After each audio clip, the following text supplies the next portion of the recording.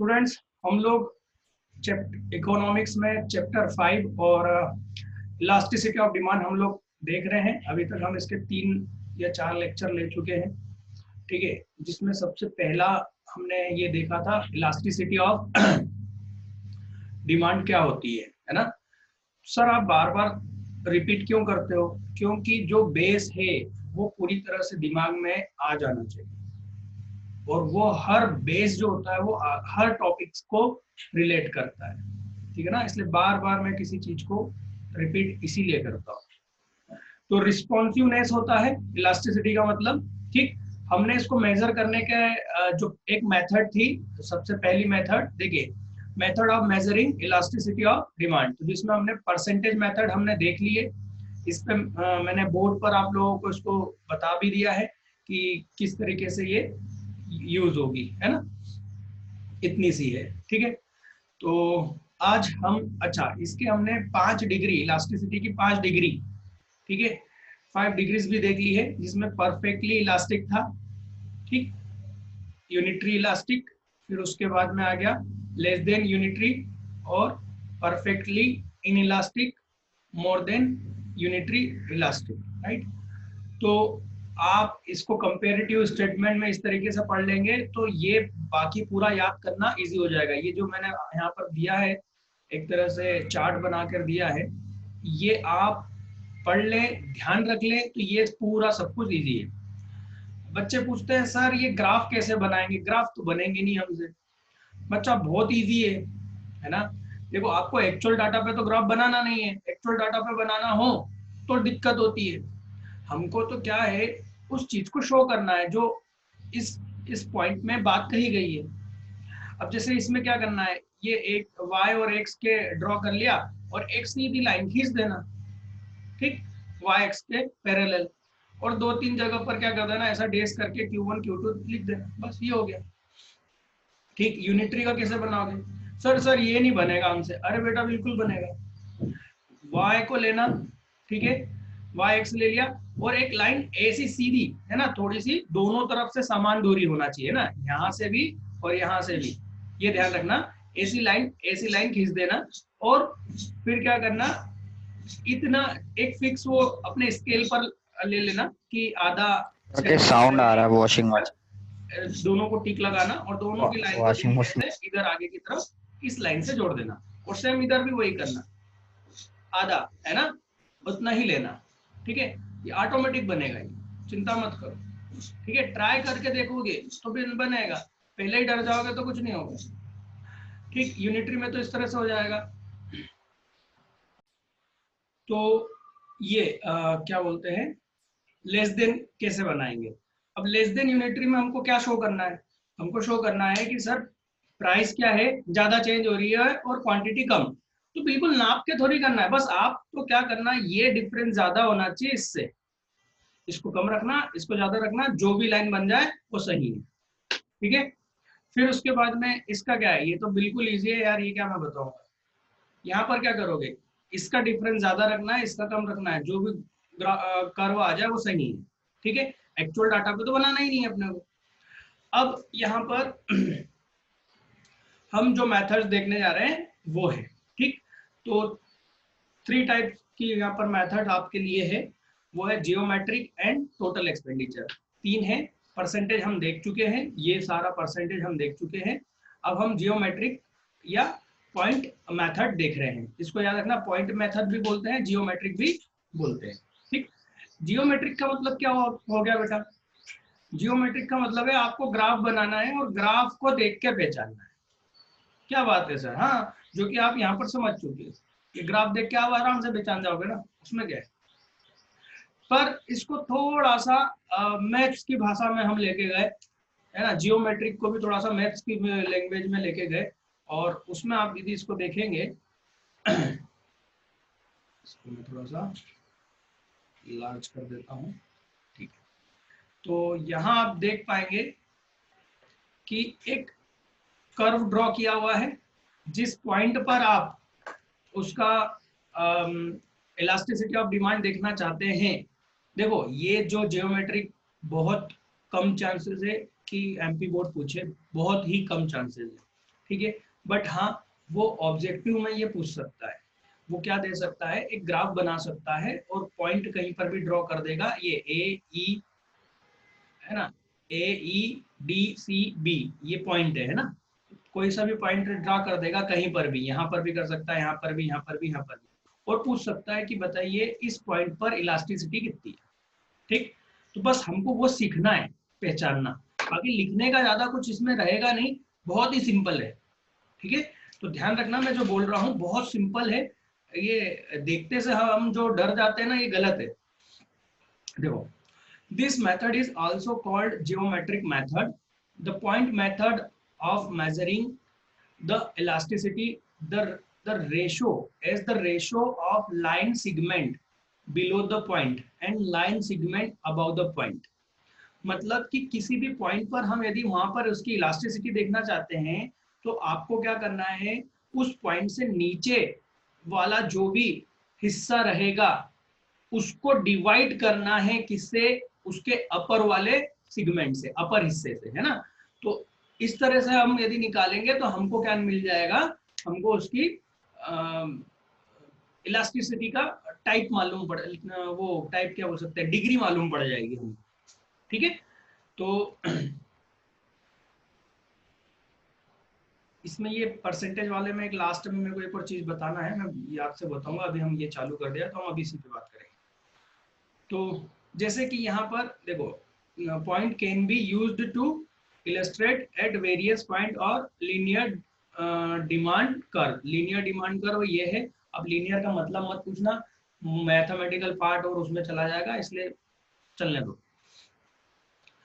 Point A, at a point A, ये रहा point A, ठीक, where the demand curve touch the vertical axis, ये vertical axis हो गया जहां पर डिमांड कर्व टच हो रहा है, ये ए पॉइंट। ठीक है, तो ए पॉइंट पर वो बोल रहे हैं कि अपनी इलास्टिसिटी चेक करें।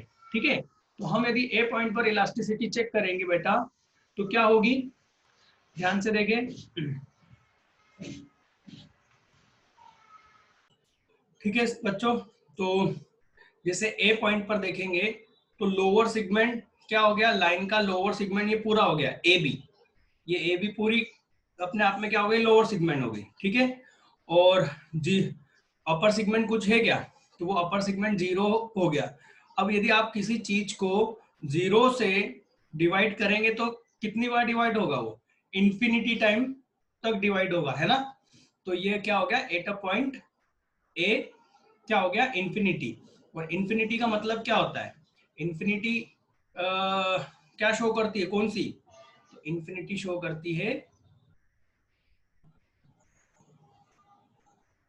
ये परफेक्टली इलास्टिक। ये ध्यान रखना, मैं आपको पहले भी बता चुका हूं, ऑब्जेक्टिव बनेगा ये ed is equal to infinity का मतलब क्या होता है, ठीक है ना, परफेक्टली इलास्टिक। ठीक, तो यहाँ पर ये जो बता रहा है ए पॉइंट पर क्या होगी, इंफिनिटी, इंफिनिटी मतलब परफेक्टली इलास्टिक।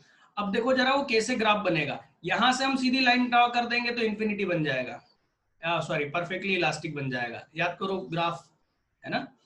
चलिए, point at a point the mid point but below A से नीचे वाला मिड पॉइंट ये डी, ठीक, नहीं E, sorry, at any point the mid point but below A. ठीक है, अब यहाँ इसमें कहीं पर भी कोई सा भी पॉइंट जो कि ए से नीचे है, तो ए से नीचे में हमने कौन सा पॉइंट लिया, ई वाला पॉइंट लिया। तो ई का पॉइंट देखो क्या हो रहा है, ई का अपर सेगमेंट क्या कहलाएगा, ये ई से लेकर बी या बी से ई, यही कहलाएगा। ठीक, divided by A E, divided by A E, तो ये देखो B E divided by A E, है ना, तो ए ई। अब आप खुद सोचो, मान लो, ध्यान से सुनना, आपको क्लियर दिख रहा है यहाँ पर ज्योमेट्रिक, उसमें क्लियर दिख रहा है ग्राफ में कि याला पोर्शन बड़ा है और ये पोर्शन छोटा है, ये सिगमेंट छोटा है और ये सिगमेंट बड़ा है। तो बड़े में जैसे कि मान लो इसकी वैल्यू हमने 10 दे दी, ठीक, और इसकी वैल्यू हमने 2 दी, ठीक है, इसकी वैल्यू हमने क्या दी, 2, ठीक है, तो अब तो समझ में आ रहा है कि बड़ा कौन सा है, तो बड़ा लोअर सेगमेंट है। तो बड़ा लोअर सेगमेंट है, तो लोअर 10 को आप 2 से डिवाइड करोगे तो कितना आएगा, एक से ज्यादा आंसर आएगा, है ना, मतलब कितना 5। तो ये क्या हो गया, more than, ED is more than 1। अब यहां पर देखना, ये ज्यादा अच्छे से तब समझ में आएगा जब तीसरा पॉइंट समझ में आएगा। डी, डी सेगमेंट, डी पर क्या होगा बेटा, इधर का लोअर सेगमेंट भी बराबर है, मतलब ये बिल्कुल डी मिडिल पॉइंट में है, तो डी से नीचे वाला जो पोर्शन है और जो ऊपर वाला पोर्शन है, ये दोनों क्या है, इक्वल है। तो हमने इसमें देखा था, ये परसेंटेज मेथड में जो पास में ही दिख रही है, हमने क्या देखा था कि जितना परसेंट हम जितना परसेंट क्वांटिटी डिमांड में चेंज होगा उतना ही प्राइस में भी चेंज होता है। मतलब 10% 10%, है ना, 10% 10%, तो क्या क्या हो जाएगा, वो आंसर क्या आएगा, 1, है ना। तो ये यहाँ पर वही तो हो रहा है कि ये जो लोअर पोर्शन है और जो अपर पोर्शन है, वो दोनों क्या है, वो दोनों, अरे यार ये लाइट का बहुत बड़ा प्रॉब्लम आ रहा है, पीछे मेरे को कर्टन लगाना पड़ेगा। ये क्या है ना, रिफ्लेक्शन है लाइट का, कर्टन लगाना ही पड़ेगा।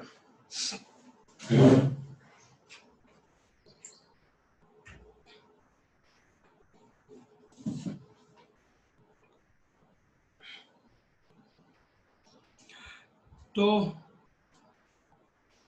जैसे कि आपने यहाँ 1 आंसर कब आएगा यार, किसी को आप डिवाइड करते हो और आंसर आपको 1 चाहिए, तो सेम अमाउंट से यदि आप डिवाइड करोगे, जैसे अपर में 10 है और लोअर भी 10 है, तो डिवाइड करोगे 10 से ही, तो क्या हो जाएगा, आंसर 1 आएगा। और 1 से ज्यादा कब आएगा, जब अपर सेगमेंट ज्यादा हो और लोअर सेगमेंट कम हो, तो आंसर 1 से ज्यादा आएगा। ठीक है, तो यहाँ पर ये पॉइंट ई क्या शो कर रहा है कि लोअर सेगमेंट ज्यादा है, इस वजह से ये क्या होगा, मोर देन इलास्टिसिटी होगा। ठीक है, और यहाँ पर क्या हो रहा है, डी पर दोनों lower and upper segment equal है, इसलिए ये क्या होगा, यूनिटरी 1 होगा, है ना, ये यूनिटरी 1 है। ठीक, और सी पर क्या होगा, लोअर सेगमेंट कम है और अपर सेगमेंट ज्यादा है, मतलब आप कम को डिवाइड कर रहे हैं ज्यादा अमाउंट से, तो ज्यादा से जब डिवाइड करोगे, जैसे कि 10 को आप 20 से डिवाइड करोगे, है ना, 10 को आप 20 से डिवाइड करोगे, तो आंसर 1 में नहीं आएगा, वो पॉइंट में ही आना है, 1 में कभी नहीं आएगा। क्यों, क्योंकि आप छोटी चीज को बड़ी चीज से डिवाइड कर रहे हैं, तो वो एक बार भी डिवाइड पूरी तरह से नहीं होगा। ठीक है ना, तो ये पॉइंट हो गया 4, जहां पर आप क्या कर रहे हैं, बी सी लोअर सेगमेंट है और ए सी अपर है। देखो ये रहा, बी सी लोअर सेगमेंट है, ठीक, और ये अपर है, तो बी सी छोटा है, लेस देन, और अपर बड़ा है, इसलिए जो डिवाइड होगा तो आंसर 1 से कम आएगा, इसलिए हम क्या कह रहे हैं यहाँ पर, ईडी कितनी होगी, less than 1, less than unitary 1।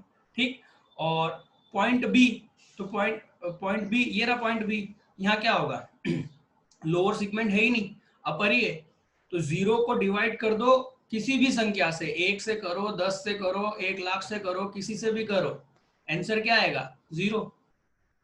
ठीक, तो आंसर 0, ये यहाँ पर गलत लिखा हुआ है ना, यहाँ पर 0 आएगा। ठीक है, यहाँ पर 0 आएगा, 1 नहीं आएगा। ठीक, यहाँ 0 आएगा, आप लोग नोट्स में मैं इसको एक और बार करेक्ट कर दूंगा, पर मैं आप लोगों को सेंड कर चुका हूँ, देख लेना, यहाँ पर 0 आएगा, है ना, टाइपिंग मिस्टेक हो जाती है, और ये सब मैंने ही टाइप करे हैं, आप जानते हैं, हाँ ये सब मैंने टाइप करा है। चलिए, तो ये हमारा यहाँ पर जियोमेट्री कंप्लीट हो गई। आज के लिए बच्चों इतना ही है, कि इससे आगे देख लें। तो हम यहाँ पर नेक्स्ट टॉपिक ले रहे हैं, topic number 5.3 total expenditure method. ठीक है, अच्छा एक सेकेंड, परसेंटेज मेथड में कैसे पहचानेंगे, ये मैं शायद बता चुका था आपको, मैं बता चुका था कि वन आंसर आएगा तो यूनिटरी होगा, वन से ज्यादा होगा, जैसे ये वाले एग्जांपल में वन से ज्यादा आ रहा है तो ये मोर देन हो गया।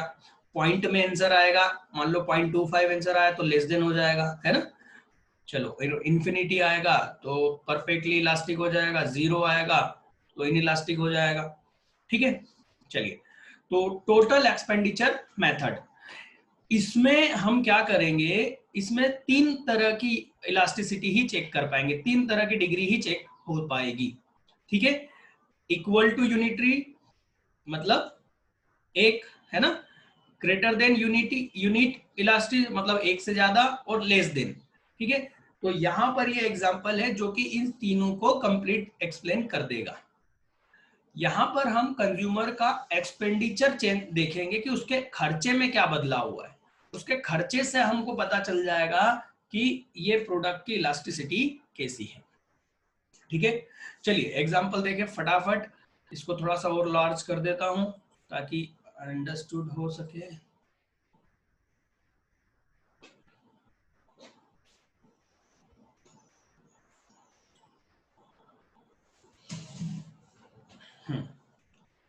तो देखिए, यदि कोई भी कमोडिटी, जो भी कमोडिटी की हम इलास्टिसिटी देखना चाहते हैं, है ना, तो वो कमोडिटी मान लो Y है और उसकी यूनिट, उसकी पर यूनिट प्राइस कितनी है, 5 रुपीज। ठीक, तो मार्केट में नहीं, एक कंज्यूमर है ना, कंज्यूमर उसकी कितनी डिमांड करता है, 100 क्वांटिटी डिमांड करता है, तो कितना खर्चा कर रहा है, 100 इंटू 5, 500, है ना भाई, इतनी क्वांटिटी आपने ली और प्राइस ये है, तो खर्चा कितना हुआ, 500 रुपए का। ठीक, अब इधर देखना, अब उसका रेट क्या हुआ, 5 रुपए से 2 रुपए हो गया, रेट क्या हुआ, डाउन हुआ। ठीक है, रेट डाउन हुआ, आपको यह सोचना नहीं है कि रेट में क्या चेंजेस आया, है ना, रेट डाउन हुआ, उसने क्या करा, क्वांटिटी डिमांड इंक्रीज कर दी, 300 कर दी, तो 300 इंटू 2 रुपीज क्या हो जाएगा, 600 रुपए। आपको एक्सपेंडिचर पर ध्यान देना है, ध्यान रखना आपने को किस पर ध्यान देना है, एक्सपेंडिचर पर। एक्सपेंडिचर को चेक करके हम बताएंगे कि इलास्टिसिटी कौन सी है। अब यहां पर आप देखेंगे कि पहले जो खर्चा था उसके मुकाबले जो भी प्राइस में जो कुछ भी हुआ, हमको ये नहीं देखना है कि डाउन हुआ कि अप हुआ, हमको नहीं देखना है, हम तो सिर्फ इतना देखेंगे कि यदि जो एक्सपेंडिचर था वो क्या हुआ, डाउन हुआ, सॉरी अप हुआ, एक्सपेंडिचर बढ़ गया, तो हम कहेंगे इलास्टिसिटी क्या है, मोर देन 1 है। ठीक है, इसी तरह से यहां पर प्राइस फिर रिड्यूस हुआ, देखो, है ना, तो क्वांटिटी कितनी थी, 100, अभी कितना मांग रहा है वो, 250। ठीक है, 250 यूनिट, इसको इनटू करोगे तो कितना हो गया, 500। क्या यहाँ पर उसने एक्सपेंडिचर अपना इंक्रीज करा, नहीं, तो उसने एक्सपेंडिचर इंक्रीज नहीं करा, इसका मतलब कौन सा है, यूनिटरी 1 है। ठीक है, ये एक्सपेंडिचर को देख के पता लगाना है कि इलास्टिसिटी कैसी होगी, इसलिए।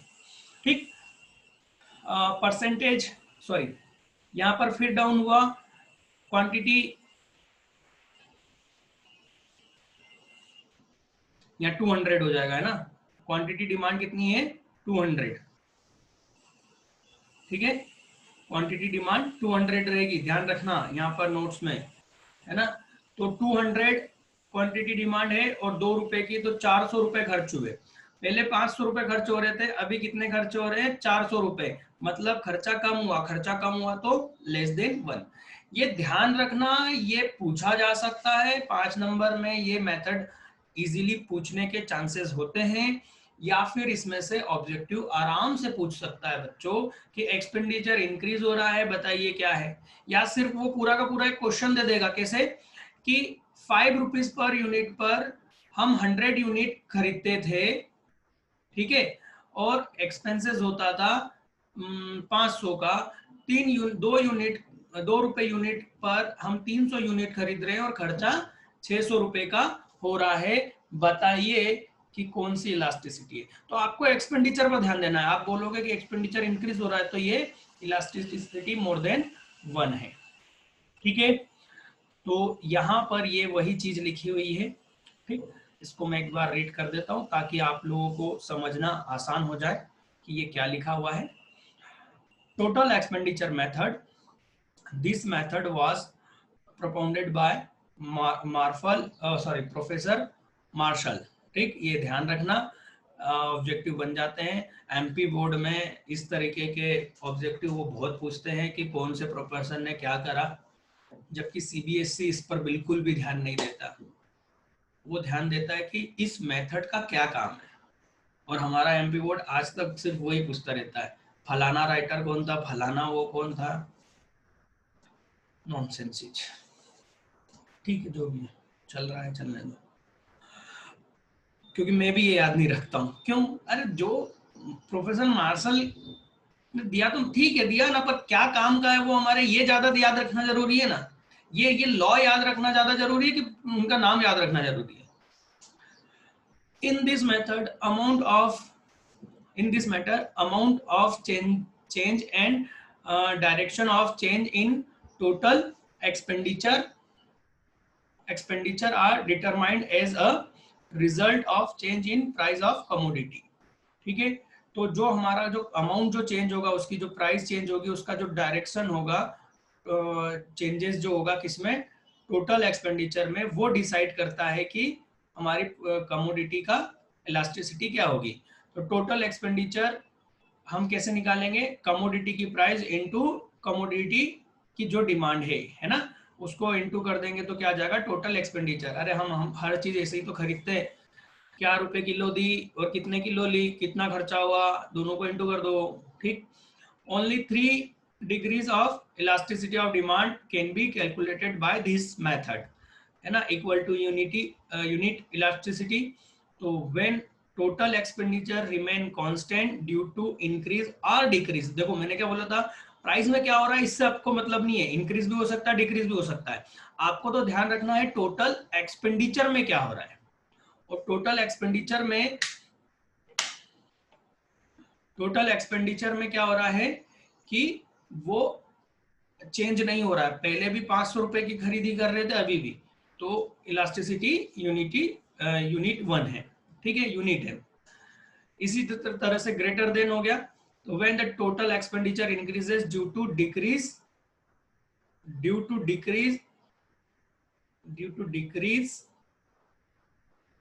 और इंक्रीज, यहां पर आएगा, वही का वही छप गया है, और increase, total expenditure increases due to increase in price, expenditure of demand is less than unity. यहां पर आपको लिखना है when the total expenditure increase due to decrease और इंक्रीज इन प्राइस। ठीक, यहां पर इतना ही लिखना है ना, ध्यान से। When the total expenditure increases due to decrease और increase in price, elasticity of demand is less than unity. ठीक है, ये याले सेंटेंस है, आप उसको आराम से बना लेंगे। मुझे पीछे कर्टन लगाना ही पड़ेगा, ये बार बार इस तरह से रिफ्लेक्शन परेशान करेगा। चलिए, तो ये हो गया। और लेस देन में when total expenditure decreases due to increase in price, और total expenditure increase due to increase in price, elasticity demand is less than. ठीक है, तो आपको तो सिर्फ किस पे ध्यान रखना है, एक्सपेंडिचर पे ध्यान रखना है। ठीक है बच्चों, तो आज के लिए इतना ही है। नेक्स्ट अभी कोई आउट नहीं करेगा, मैं जैसे ही बोलता हूँ कि आज के लिए उतना ही है, बच्चे फटाफट आउट हो जाते हैं। आउट नहीं होना है, मैं बहुत काम की बात करता हूँ लास्ट में, जब तक मैं डिस्कनेक्ट नहीं करूँ आपको नहीं करना है। तो आज के लिए इतना ही है। नेक्स्ट में हम क्या देखेंगे, टोटल एक्सपेंडिचर मेथड हो गई, हाँ, determinates of price elasticity of demand. तो कल हमारा ये टॉपिक कंप्लीट हो जाएगा। ठीक है, ये काफी बड़ा पॉइंट है। फिर आ जाएगा इंपॉर्टेंस ऑफ इलास्टिसिटी डिमांड, ठीक, जो कि एक थ्योरेटिकल वो है, 5-10-15 मिनट में इसको भी कंप्लीट कर लेंगे। फिर आएगा difference between law of demand and elasticity of demand. ये काफी इजी हो जाएगा यदि आपको समझ में आएगा। तो इसके बाद में हमारे कुछ एमसीक्यूज का टेस्ट रहेगा, जिससे आपका आपको समझ में आएगा। ये देखो ये है ना, मैंने बोला था ना एमसीक्यूज में पूछा जाएगा, ग्राफ दे देंगे, ये देखो ये है ना, ठीक है। ये खुद ये अपन इसका टेस्ट लेंगे, फिर इसके बाद में चैप्टर नंबर 6, ठीक है। तो कल हम डिटर्मिनेंट्स ऑफ इलास्टिसिटी देखेंगे, ठीक है। आज के लिए बच्चों इतना ही है।